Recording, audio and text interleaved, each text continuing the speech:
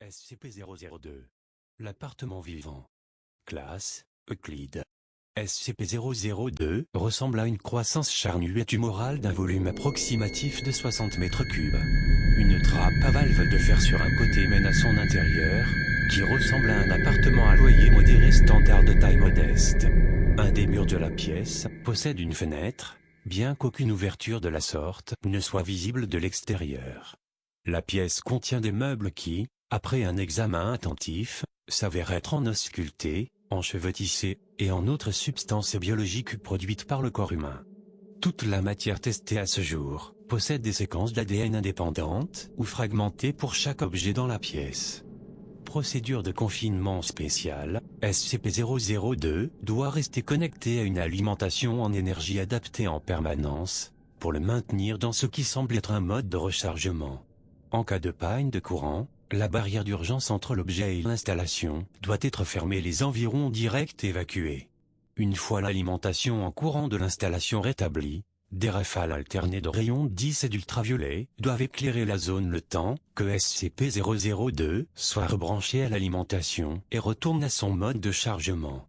La zone de détention doit être maintenue à une pression de l'air négative à tout moment. Des équipes incluant un minimum de 2 membres sont requises à moins de 20 mètres de SCP-002 ou de son espace de détention. Les membres du personnel doivent maintenir un contact physique les uns avec les autres à tout moment pour confirmer la présence d'une autre personne qu'eux-mêmes, la perception pouvant être émoussée, biaisée ou influencée par la proximité avec l'objet. Aucun membre du personnel de niveau inférieur au niveau 3 n'est autorisé dans SCP-002. Cette exigence peut être levée par autorisation écrite provenant de 2 administrateurs hors site de niveau 4.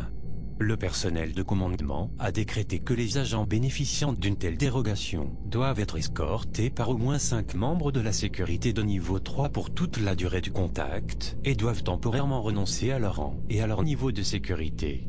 Après le contact, le personnel de commandement sera escorté à au moins 5 km de SCP-002 pour subir une quarantaine de 72 heures et une évaluation psychologique. S'il est considéré par le personnel psychologique comme étant apte au travail, son rang et son niveau de sécurité seront restaurés à la fin de la quarantaine. À ce jour, le sujet responsable de la disparition de 7 membres du personnel. Depuis sa récupération, il s'est meublé de 2 lampes, d'une carpette, d'une télévision, d'une radio, d'un fauteuil poire, de 3 livres dans un langage inconnu, de 4 jouets d'enfants, et d'une petite plante en pot. Des essais avec une grande variété d'animaux de laboratoire, incluant les primates supérieurs, ont échoué à provoquer une réaction de SCP-002.